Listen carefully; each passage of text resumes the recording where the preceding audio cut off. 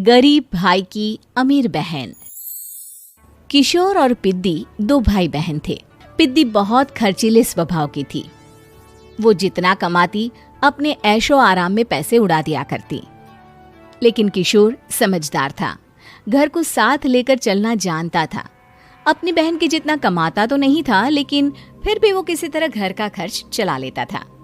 एक दिन पिद्दी किशोर से कहती है, किशोर, तुम थोड़ा ज्यादा क्यों नहीं कमाते? मेरे दोस्त रोज मेरा मजाक उड़ाते हैं। अरे बहन, मैं कोशिश तो कर रहा हूँ। अच्छा सुनो, अगले महीने रक्षाबंधन है। मुझे सोने का हार चाहिए, इससे कम कुछ भी ना लूंगी। अरे दिला दूंगा बहन। किशोर को पूरी रात नींद नहीं आती। उसके दिमाग में बस ये चल रहा था कि उसकी माली हालत इतनी बिगड़ चुकी है, अब वो सोने का हार कहाँ से लाएगा। अगले दिन किशोर सुबह सुबह घर से ये बोलकर निकल गया कि पिद्दी, मैं गांव से बाहर जा रहा हूँ, कुछ दिन घर नहीं आऊंगा। किशोर ने अपने काम के साथ साथ फेरी में कपड़े बेचने भी शुरू कर दिए, जिससे वो ज्यादा से ज्यादा पैसे कमा सके। रात में वो एक बिल्डिंग की चौकीदारी भी करने लगा। अपने काम से थोड़ा बहुत समय निकालकर बस कुछ घंटे की नींद ले पाता था। और कब वो कुछ दिन एक महीने में बदल गए और रक्षाबंधन भी आ गया, पता ही नहीं चला। लेकिन किशोर अभी तक घर वापस नहीं लौटा। जहां वो काम करता था, पिद्दी के नाम का गुल्लक रखा हुआ था।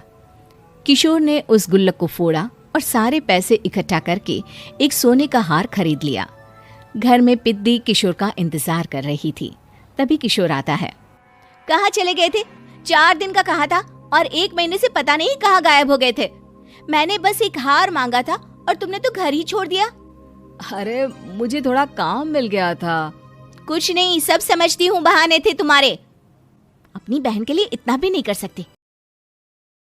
कैसे भाई हो? चलो यहाँ बैठो, राखी बांधती हूँ। पिद्दी ने किशोर को राखी बांधी। वैसे ही किशोर ने अपनी बहन के हाथ में सोने का हार रख दिया। उसकी खुशी का कोई ठिकाना नहीं था। वो मिठाई खिलाए बिना ही नेकलेस लेकर चली गई और शीशे के सामने अपने गले में हार रखकर देखने लगी। किशोर ने लड्डू उठाया और खुद ही खा लिया। ऐसे कई साल गुजर गए। एक दिन पिद्दी की नौकरी छूट गई। अब वो पूरी तरह किशोर पर डिपेंड हो गई थी। आए दिन किशोर को अपने महंगे महंगे शौक गिनाकर उससे पैसे मांगा करती थी। किशोर, कुछ पैसे देना, मुझे पार्लर जाना है। किशोर बिना कुछ बोले उसे पैसे दे देता। ये क्या, 500? अरे इतने में तो मुझे पार्लर में एंट्री मिलेगी बस। अच्छा, देता हूँ ना ज्यादा। अरे कैसे भाई हो, अपनी बहन के लिए इतना भी नहीं कर सकते। किशोर ने जेब से 2000 का नोट निकाला और उसे दे दिया। किशोर गरीबी में रह लेता था, लेकिन अपनी बहन को कभी कोई कमी नहीं होने देता था। बेटा, पिद्दी तुम्हारी बहन है, उसे कभी किसी चीज की कमी मत होने देना और उसका ध्यान रखना, क्योंकि भाई का फर्ज होता है अपनी बहन का ध्यान रखना। किशोर ने माँ की कही ये बात हमेशा के लिए याद कर ली थी। शायद माँ की इसी बात की वजह से किशोर पिद्दी की हर जिद पूरी करता चला आ रहा था। किशोर, आज मैं अपने दोस्तों के साथ पार्टी करने जा रही हूँ, मुझे कुछ पैसे दो ना। किशोर पिद्दी को समझाता है, लेकिन पिद्दी नाराज होकर चली गई और अपने कमरे में सुबक सुबक कर रोने लगी। किशोर अपनी जेब से कुछ पैसे निकालता है और पिद्दी को दे देता है। किशोर खुद कभी अच्छे कपड़े नहीं पहनता, लेकिन पिद्दी को राजकुमारी की तरह रखता। पिद्दी के जाने के बाद किशोर अपने काम पर निकल गया। एक तरफ पिद्दी अपने दोस्तों के साथ मस्ती कर रही थी, तो वहीं दूसरी तरफ किशोर पैसे कमाने के लिए कड़ी मेहनत कर रहा था। कुछ और दिन ऐसे ही बीत गए। एक दिन पिद्दी एक लड़के को लेकर घर आई और उसे किशोर से मिलवाया। किशोर, मुझे इस लड़के से शादी करनी है, लेकिन इनके मम्मी पापा बोल रहे हैं कि उनको दहेज में एक कार चाहिए, तभी वो मेरा और पंकज का रिश्ता कबूल करेंगे।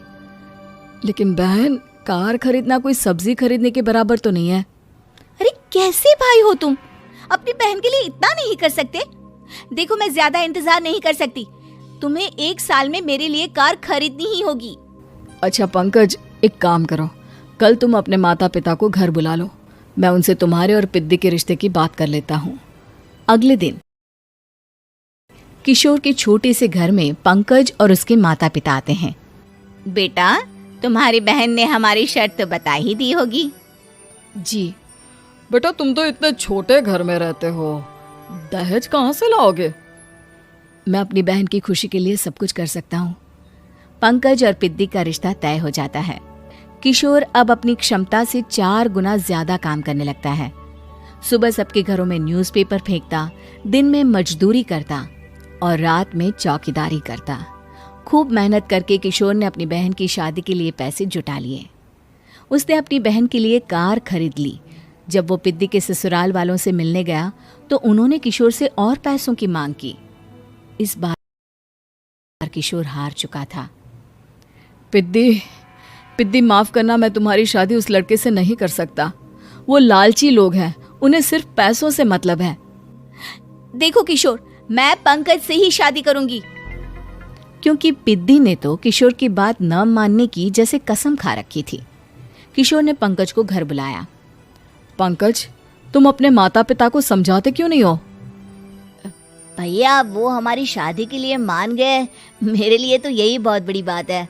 हम एक काम कर सकते हैं, दहेज की रकम में से कुछ पैसे मैं आपको दे देता हूँ। अरे लेकिन समाज वाले क्या कहेंगे? अरे जब दुनिया को पता चलेगा तब ना। अच्छा, कुछ पैसे मैं अपने मालिक से कर्ज में ले लेता हूँ।